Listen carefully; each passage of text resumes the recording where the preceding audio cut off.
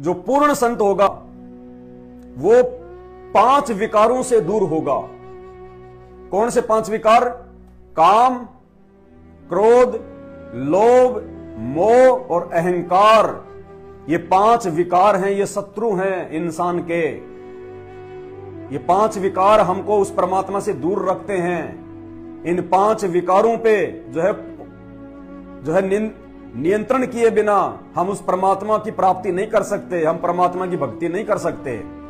तो जो पूर्ण गुरु होगा, जो अधिकारी गुरु होगा, वो इन 5 विकारों से बिल्कुल दूर होगा, नजदीक भी नहीं होगा।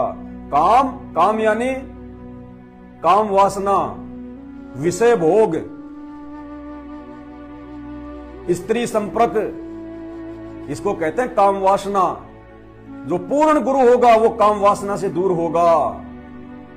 इस काम वासना से यदि कोई दूर है इस पूरी सृष्टि में, तो केवल एकमात्र संत रामपाल जी भगवान है। संत रामपाल जी भगवान, क्योंकि भगवान कभी किसी स्त्री का संग नहीं करते।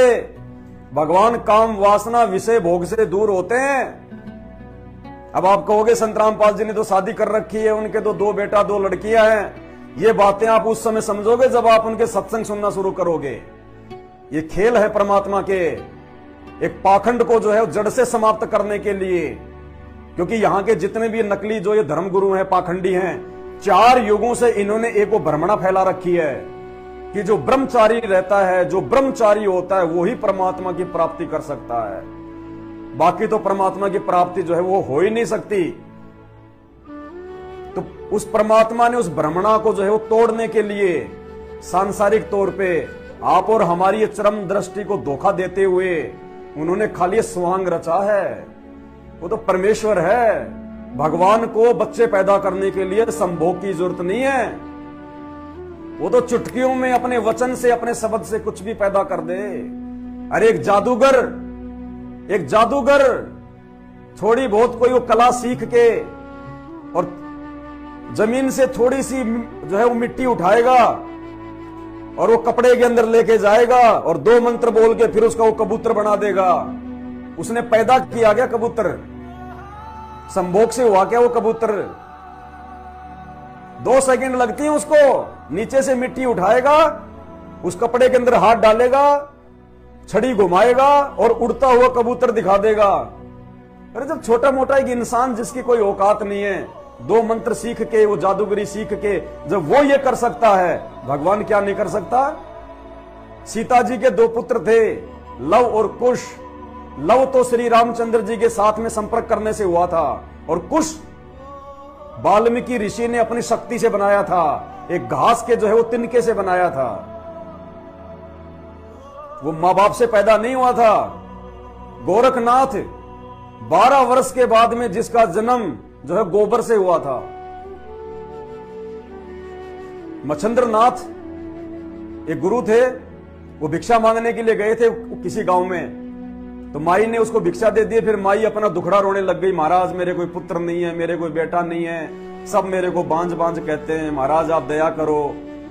तो महाराज ने कहा कि जा बेटी, 10वें महीने तेरा बेटा हो जाएगा, लेकिन ध्यान रखना वो पहला बेटा तू मेरे को देगी, उसके बाद तेरे और बेटे हो जाएंगे, उनको जो है तू रख लेना। तो माई ने सोचा हो ही नहीं रहे, उससे तो अच्छा है, एक महाराज को दे दूंगी, उसके बाद में 2-3 मेरे और हो जाएंगे संतों के आशीर्वाद से। तो जा बेटी हो जाएगा। महाराज जी जैसे ही अपना आशीर्वाद देके वो चलने लगे, तो माई ने कहा कि बाबा आपने कुछ दिया तो है ही नहीं। बोले बेटी हमने अपना वचन दे दिया, वचन से बढ़ के और क्या है? 7 वचन पलटे नहीं, चाहे पलट जाए ब्रह्मांड। सूरज अपना सिस्टम चेंज कर सकता है, लेकिन अगर कोई जो है वो परम संत होगा उसका वचन नहीं बदलेगा। लेकिन माई को विश्वास नहीं हुआ कि महाराज कुछ तो दो खाने पीने का। तो बाबा ने देखा चलो इसको संतुष्टि मिल जाएगी। उन्होंने अपनी झोली से थोड़ी सी वो विभूति दे दी उसको, राख उठा के, कि बेटी इसको ऐसे ऐसे तो पानी में डाल के और तू इसको पी लेना। बोला ठीक है महाराज। अब बाबा जी तो चले गए। पीछे से उसने किसी पड़ोसन को बता दिया कि आज तो ऐसे ऐसे बाबा जी आए थे, उन्होंने मेरे को बेटा होने का आशीर्वाद दे दिया।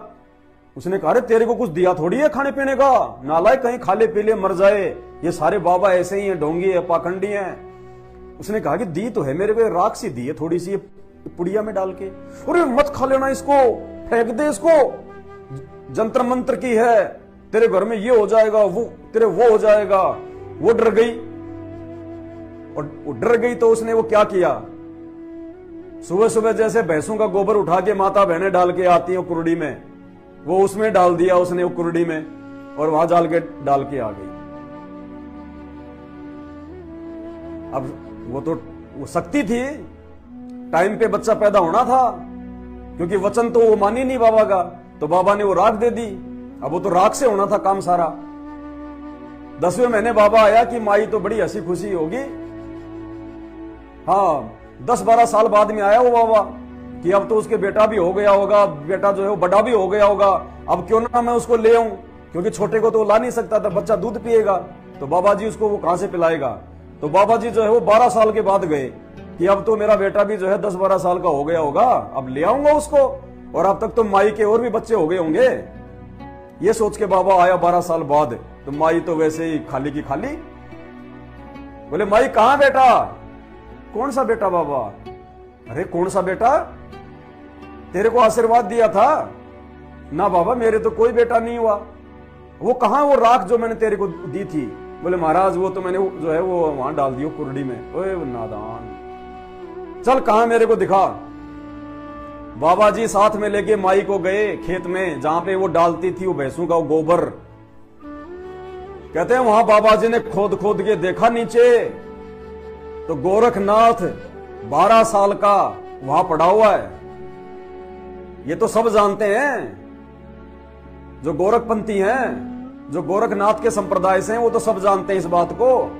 तो गोरखनाथ ने कौन सा जो है मां बाप से जन्म लिया था, कौन सा जो है संभोग से हुए थे। ये आध्यात्मिक शक्तियां होती हैं। अभी आप लोग इन चीजों से अनजान हो, नादान हो। इन नकली संतों ने, इन शंकराचार्यों ने, इन संत महंतों ने आपको मीठी मीठी दवा पिलाई है।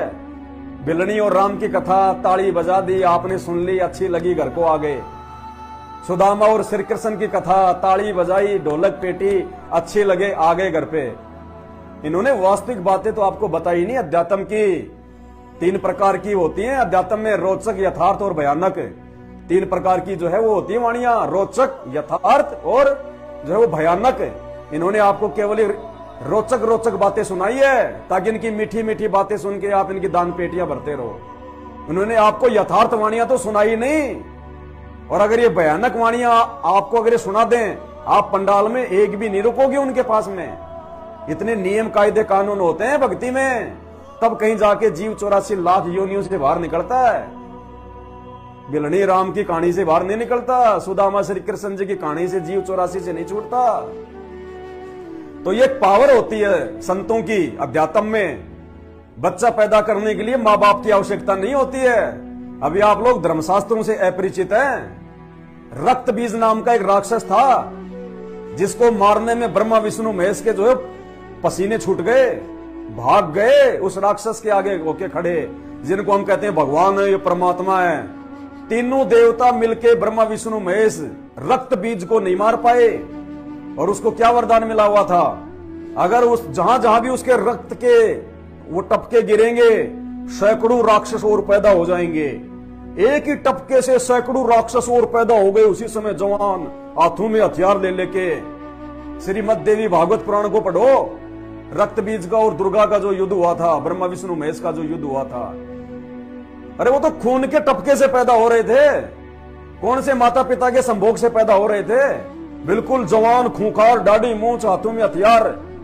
ये आध्यात्मिक शक्तियां होती हैं। इन नकली धर्मगुरुओं के पास में, संतों के पास में ये ज्ञान नहीं है, यथार्थ ज्ञान है ये यथार्थ ज्ञान आज संत रामपाल जी ने आके दिया है। संत रामपाल जी ने, इनके अलावा धरती पे किसी के पास इन शास्त्रों का वास्तविक ज्ञान नहीं है।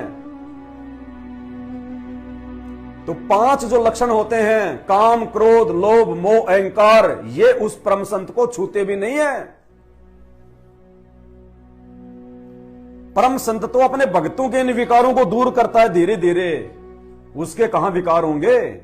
तो संत रामपाल जी का कोई बेटा बेटे नहीं है। इस बहम में ना रहना कोई कि संत रामपाल जी की जो है कोई पत्नी है।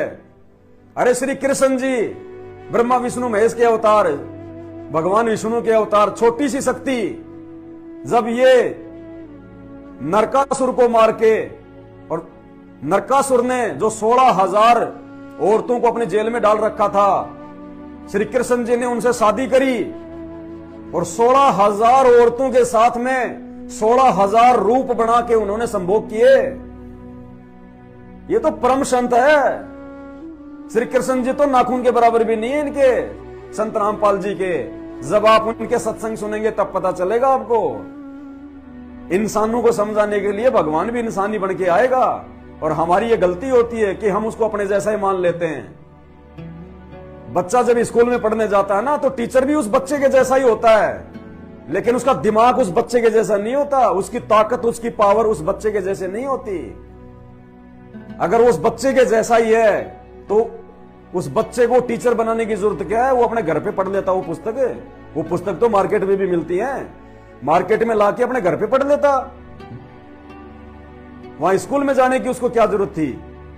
वो टीचर दिखाई जरूर जो है उस बच्चे के जैसा ही देता है कि ये भी इंसान और मैं भी इंसान, लेकिन वो टीचर ज्ञान में, बल में और बुद्धि में उस बच्चे से सैकड़ों गुना ऊपर होता है। तो संत रामपाल जी जो कि एक संत हैं, महापुरुष हैं, हम इंसानों को समझाने के लिए आए, तो इंसान ही बन के आना पड़ेगा।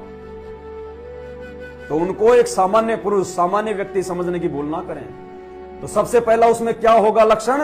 काम नहीं होगा, वासना नहीं होगा, विषय भोग नहीं करेगा, वो संभोग से कोसों दूर होगा। और उसके जो भी बेटा बेटी होंगे उसके वचन के होंगे। वचन से तो उस भगवान ने पूरी दुनिया को रचा हुआ है, पूरी दुनिया उसके बेटा बेटी होते हैं, सब उसी परमेश्वर के बेटा बेटी हैं। कभी भी ये नहीं समझना चाहिए कि संत रामपाल जी के बेटा बेटी कोई विशेष है, नहीं। संत रामपाल जी के बेटा बेटी फिर भी धोखा खा सकते हैं। क्यों? दीपक नीचे हमेशा अंधेरा होता है। घर का जोगी जोगना, बाहर का जोगी सिद्ध। दीपक के नीचे हमेशा अंधेरा होता है, ध्यान रखना। हजारों किलोमीटर दूर का आदमी संत रामपाल जी के संपर्क में आके उनका ज्ञान समझ के उनको जान सकता, उनको पहचान सकता है, लेकिन संत रामपाल जी के बेटा बेटी धोखा खा सकते हैं, क्योंकि दीपक तले हमेशा अंधेरा होता है। तो पूरी दुनिया को संत रामपाल जी ने रचा है, सब उसके जो है वो बेटा बेटी है। उनकी नजर में कोई छोटा बड़ा नहीं, कोई अपना पराया नहीं, क्योंकि वो समदृष्टि है। अभी आपने 4 जो लक्षण अभी आपने देखे, तो जिसमें तीसरा लक्षण जो होता है वो है समदृष्टि कर जानी। वो सबको समदृष्टि के रूप में देखेगा। तो सबसे पहला जो 5 विकार हैं उनमें सबसे पहला विकार काम वासना, ये उस परम संत के बिल्कुल नजदीक भी नहीं होगी। यदि आपके गुरु में ये लक्षण हैं, ऊपर वाले 4 लक्षणों के साथ में, अकेला ये नहीं, क्योंकि बहुत सारे ऐसे हैं जो ब्रह्मचारी हैं, ये कहते हैं कि हम तो ब्रह्मचारी, हमने तो शादी नहीं करी। ऐसे बहुत सारे मिलेंगे आपको, लेकिन ऊपर के 4 लक्षण भी उसके ऊपर फिट करके देखना, उन 4 लक्षणों में है कि नहीं है। तो काम वासना उस संत के आसपास भी नहीं होगी, उसके नजदीक भी नहीं होगी। काम और क्रोध, क्रोध यानी गुस्सा, उस परम संत के नजदीक भी नहीं होगा। चाहे दुनिया उसको कितनी गालियां निकाले, दुनिया कितना उसके साथ में दुर्व्यवहार करे, वो गुस्सा नहीं करेगा। उसको पता है कि मेरे बच्चे हैं, शैतान ने इनको अज्ञानता की भांग पिला रखी है, मुझे पहचान नहीं पा रहे। अरे एक पिता के 4 छोटे छोटे बच्चे हैं, नादान हैं, अबोध हैं, उनको ज्ञान नहीं है। वो अगर अपने बाप पे अगर गुस्सा करके अगर गालियां निकालने लग जाएं, छोटे छोटे बच्चे तो जो है चप्पल उठा के बाप को जो है उनकी मारने भी लग जाते हैं। क्या बाप उनको मारता है, उनको पीटता है? क्या बाप उनको माँ बहन की गालियां निकालता है? नहीं। उसको पता है कि ये नादान है, अनजान है, बालक हैं, इनको नहीं पता अभी। वो उल्टा उनसे प्यार करता है, वो उनकी उन बातों पे वो हंसेगा, ये देखो नादान है, मूर्ख हैं, अभी नहीं पता इनको, ज्ञान नहीं है इनको। तो जो परम संत होगा, जो गुरु बनाने का अधिकारी महापुरुष होगा, गुस्सा उसके आसपास भी नहीं होगा। जरा सा भी क्रोध लेस मात्र भी आपको दिखाई नहीं देगा। चाहे आप उनको मुंह पे गालियां दो, कुछ भी कहो। कहते हैं संत ना छोड़े संतता, चाहे कोटिक मिले असंत। चाहे कितने ही दुष्ट व्यक्ति उससे क्यों ना टकराएं, वो संत कभी भी अपनी साधुता को नहीं छोड़ता। अरे कहानी तो आपने सुनी होगी, एक नदी में साधु महात्मा नहाने गए थे, साथ में उनके 2-4 वो चेले जो वो थे। महाराज जी नहा रहे थे, इतने में एक बिच्छू आया। महाराज जी ने देखा ये जीव है, ये मरेगा इस पानी में डूब के। तो महाराज जी ने उसको पकड़ के बाहर निकालने का जो है प्रयास किया, उसको बाहर फेंकने का प्रयास किया। तो उसने तुरंत महाराज जी के डंक मार दिया। महाराज जी को हुआ दर्द, लेकिन फिर महाराज जी ने उठाया, फिर बाहर फेंकने का प्रयास किया, फिर उसने डंक मार दिया। ऐसा 4-5 बार हुआ। वो चेले देख रहे थे। चेलों ने कहा कि महाराज जी आप भी ना क्यों इस मूर्ख के जो है वो पीछे लग रहे हो, इसको मरने दो ना, इस नालायक को। आप इसको बचा रहे हो और ये आपको जो है काट रहा है। मरने दो इस नालायक को, डूबने दो इसको। तो महाराज जी ने कहा कि बेटा, जब ये जानवर होके अपना स्वभाव नहीं छोड़ रहा है तो मैं साधु होके अपनी साधुता वाला स्वभाव क्यों छोड़ूं? अगर मैंने अपना स्वभाव छोड़ दिया और ये अपना स्वभाव नहीं छोड़ रहा, क्योंकि इसका स्वभाव ही है डंक मारना। कोई इसका अगर भला करे तो भी ये डंक ही मारेगा, इसका स्वभाव है। और साधु का स्वभाव होता है उसको कोई गाली दे, मारे, पीटे, उसका कोई बुरा करे तो भी वो दूसरे का जो है वो भला ही करेगा। जो तोकू काटा बोवे उसको बोतू फूल, तो है फूल को फूल है उसको है त्रिशूल। समय आने पे उस आदमी को 3 गुना ज्यादा भोगना पड़ेगा। तो वो गुण वर्तमान में सृष्टि में केवल संत रामपाल जी में हैं और किसी में नहीं है। तो काम, क्रोध, लोभ, भक्तों के दान का लोभ, ये जितने भी नकली संत हैं आप इनका बैकग्राउंड देख लेना। इनके बिजनेस चल रहे हैं, इनकी पार्टनरशिप है लोगों के साथ में। जाता कहां है तुम्हारा धन, तुम्हारा दान जाता कहां है, जिसकी कोई गिनती नहीं। सरकार जिनसे कोई टैक्स नहीं लेती, एनजीओ बना रखे हैं। ये कहां जाता है इतना पैसा? ये तो खुद एक लंगोटे में रहते हैं दिखावे के लिए, सर पे बाल भी नहीं रखते। 300-400 रुपए के ये कपड़े पहन के रहते हैं, लाल लाल पीले पीले। कहां जाता है ये दान?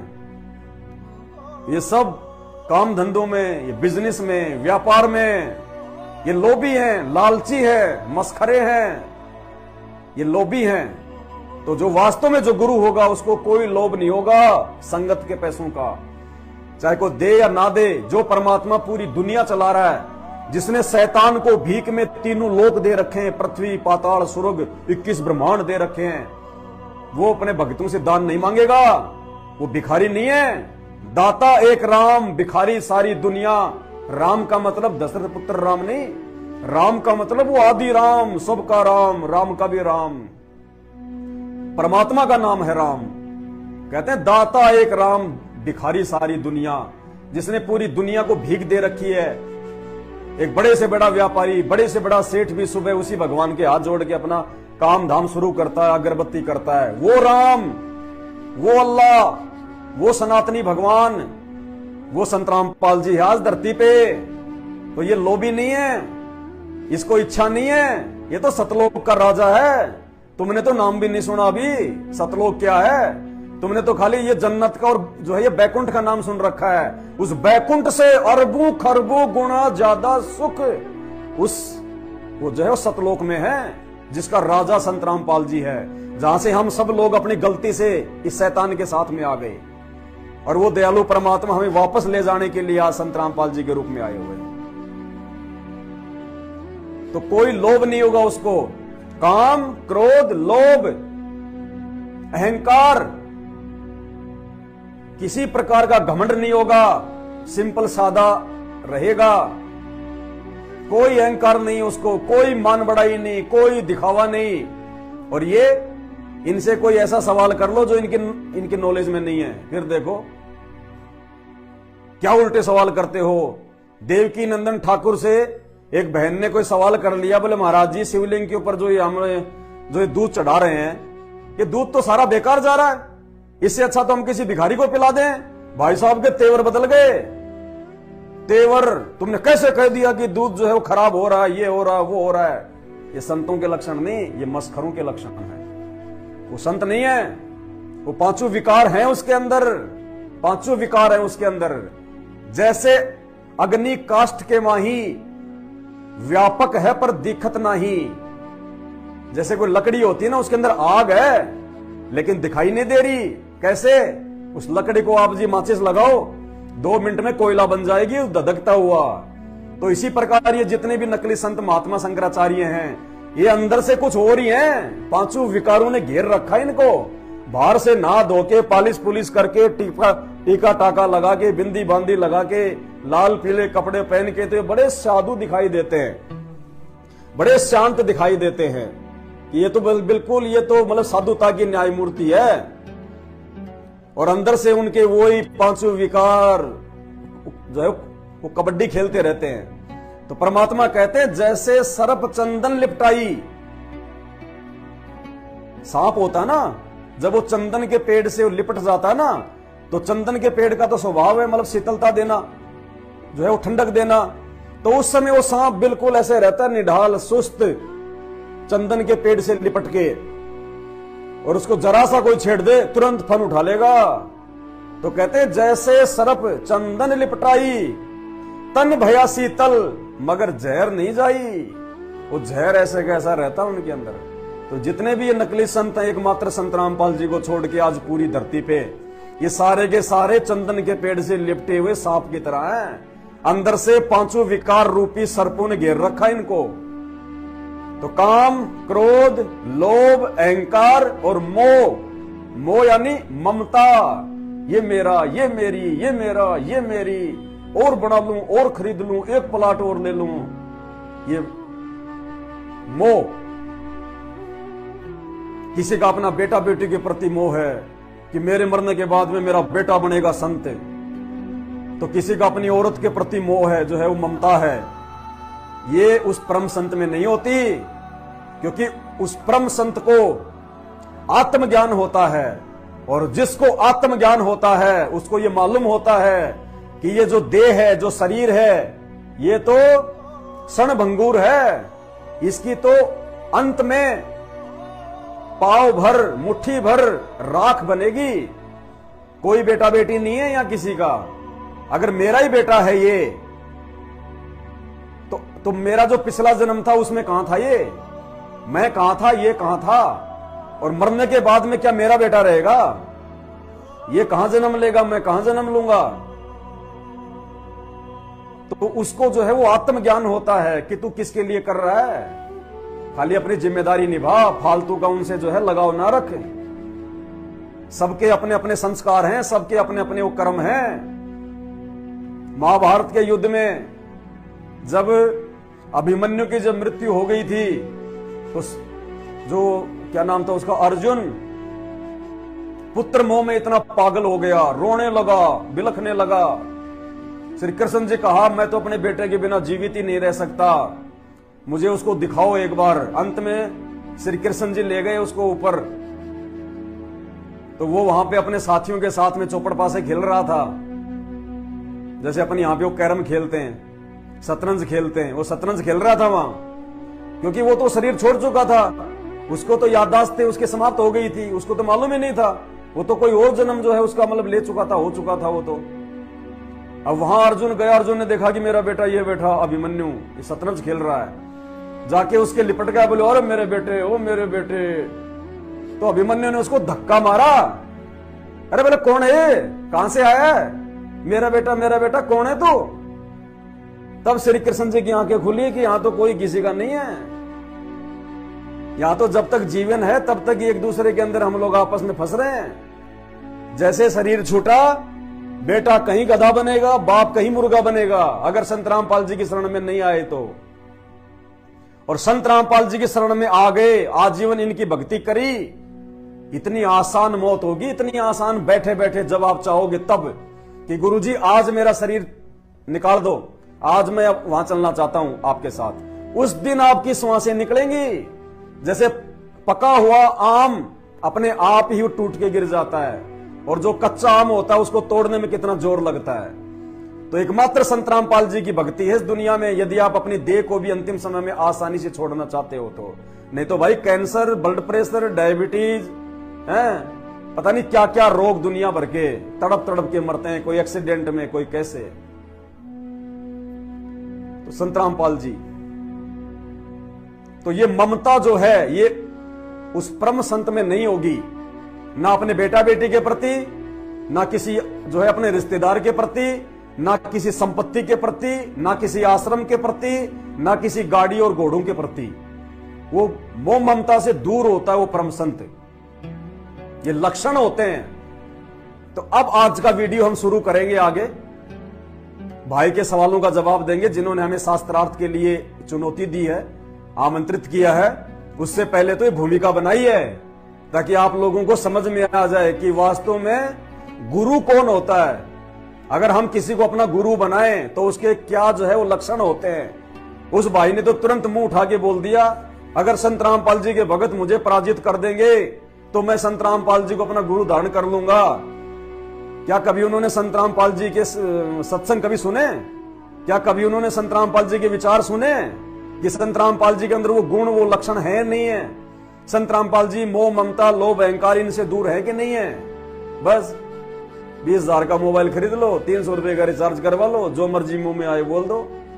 और फिर कह रहे तुम्हें, अगर तुम हार गए तो तुमने जो है भगवान शिव को गुरु बनाना पड़ेगा। तो ले आओ भगवान शिव को धरती पे, पहले उनकी परीक्षा लेंगे, पहले देखेंगे उनमें सारे गुण है कि नहीं है, वो मर्यादाओं में है कि नहीं है, वो गुरु बनाने के लायक है कि नहीं है, वो मोह माया से दूर है कि नहीं है। पहले उसको बजा बजा के देखेंगे। भैया 50 रुपए का मटका लाते, बजा बजा के देखते हैं। तो पानी पियो छान के और गुरु बनाओ जान के। सबसे पहले तो भगवान शिव को नीचे लेके आओ तुम कि ये आ गए भगवान शंकर। फिर भगवान शंकर को हम बजा बजा के देखेंगे ज्ञान से। बजाने का मतलब उनसे सवाल करेंगे, शास्त्रों से सवाल करेंगे। अगर भगवान है, परमात्मा है तो जवाब देगा। फिर देखेंगे उसमें वो गुण वो लक्षण है कि नहीं है जो एक गुरु में होने चाहिए। फिर देखेंगे, फिर करेंगे उनसे शास्त्रार्थ। पहले उनको नीचे उतारो धरती पे। एक बार और सुन लो भाई का, फिर बताएंगे आपको श्री कृष्ण भगवान का ये श्री महादेव जी का जीवन चरित्र। फिर आपको दिखाएंगे कि वो गुरु बनाने के लायक हैं कि नहीं है, उनमें 4 गुण है कि नहीं है, शंकर जी में 4 गुण है कि नहीं है, ताकि जो है उनको गुरु बनाया जा सके। भगवान शंकर काम क्रोध मोह लोभ अहंकार इन 5 विकारों से दूर है या नहीं है, ताकि उनको जो है गुरु बनाया जा सके। इन शास्त्रों से देखेंगे क्योंकि ये उनका जीवन चरित्र है, ये उन भगवानों का इतिहास है। जो भी उन्होंने जो खेल खेले हैं तो उनको चेक करेंगे, फिर उनको बजा बजा के देखेंगे। अगर वो सही निकलेंगे तो फिर आगे विचार करेंगे। तो एक बार हम आगे बढ़े भगवान शंकर के विषय में यह जानने के लिए कि क्या वो गुरु बनाने के लायक है कि नहीं है, वो 5 विकारों से दूर है कि नहीं है। उससे पहले भाई का एक बार वीडियो और देख लो, जो नए भाई जुड़े हैं, जिन्होंने संत रामपाल जी के भक्तों को शास्त्रार्थ के लिए आमंत्रित किया है, चुनौती दी है। हर हर महादेव। मैं स्वामी शून्य शैव शास्त्र शस्त्र गुरुकुल से रामपाल जी के शिष्यों को मैं सादर आमंत्रित करता हूँ शास्त्रार्थ के लिए। यदि रामपाल जी के शिष्य मुझे शास्त्रार्थ में पराजित कर देते हैं तो मैं रामपाल जी को अपने गुरु के रूप में धारण करूंगा, रामपाल जी को मैं अपना गुरु मान लूंगा।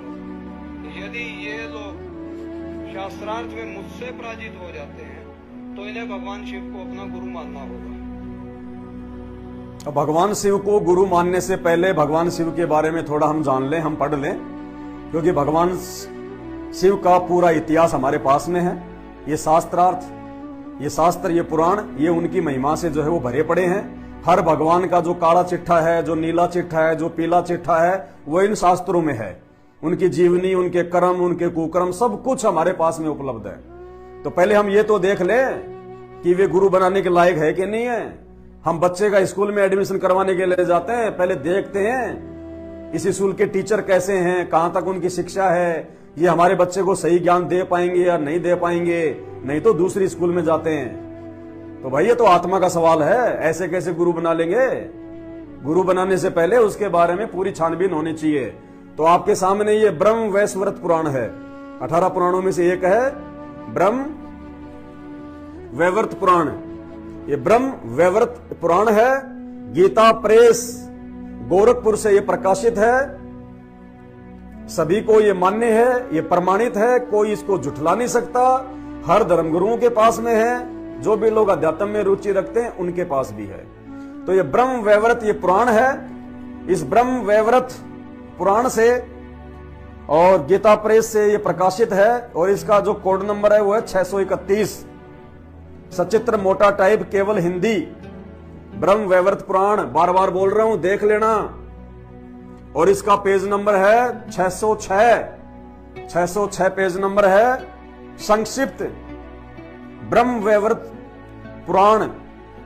और 606 के बाद में हम आएंगे 607 पे, जहां से हमारे ये काम की हो रही है शुरू स्टार्ट बात है। श्री कृष्ण जन्मखंड 607 नंबर का पेज है। इस पे यह है श्री कृष्ण जन्मखंड। अब इसमें क्या है जो हमारे मतलब का है। शिव का सती के शव को लेकर शोकवश समस्त लोकों में भ्रमण, यानी भगवान शंकर मोह ममता से दूर हैं कि नहीं है, या ये भी ऐसे प्यार प्रेम में उलझे हुए हैं जैसे हम आम प्राणी होते हैं जिनको ज्ञान नहीं होता है। जब कोई बेटा मर जाए तो रोने लग जाते हैं, उनकी पत्नी मर जाए तो रोने लग जाएंगे, क्योंकि उनको आत्मज्ञान नहीं है। एक होता है आत्मज्ञान, एक होता है परमात्म ज्ञान। परमात्म ज्ञान तो बहुत दूर की बात है, वो तो आज संत रामपाल जी ने आके दिया है, किसी के पास है भी नहीं। उससे पहले परमात्म ज्ञान को लेने से पहले हमारे को आत्मज्ञान होना चाहिए, अपने विषय में ज्ञान होना चाहिए कि ये माटी का पुतला क्या है। आज मैंने जन्म लिया, मैं कल को मर गया, कहां जाऊंगा, क्या होगा, क्यों जन्मा, क्यों मरा, ये सब क्या है। ये बेटा बेटी, ये पत्नी माता पिता आज से पहले कहां थे।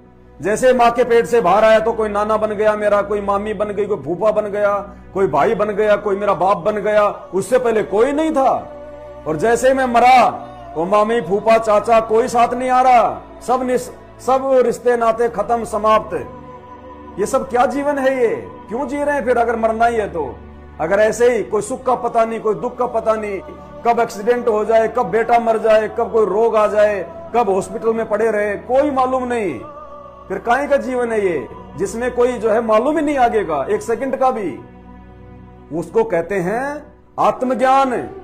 जिसको इन बातों का ज्ञान हो जाए कि तू कौन है, कहां से आया है, कहां जाएगा, ये रिश्ते नाते क्या हैं, ये काल कौन है, शैतान कौन है, ये सृष्टि रचना क्या है, ये जीव का आत्म कल्याण जो है वो कैसे होगा, 84 लाख योनियों में जाने से हम कैसे बचें, इसको कहते हैं आत्मज्ञान।